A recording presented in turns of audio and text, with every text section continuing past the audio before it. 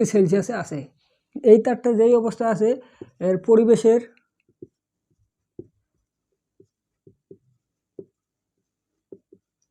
তাপমাত্রা 20°C।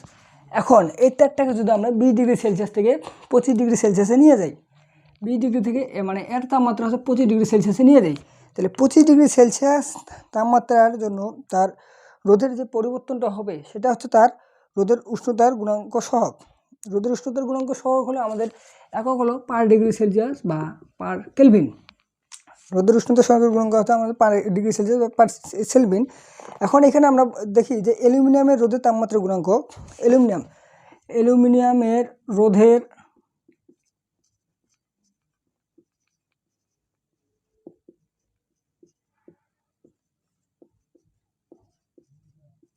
তাপমাত্রা গুণাঙ্ক আমাদের আছে 3.9 ইন্টু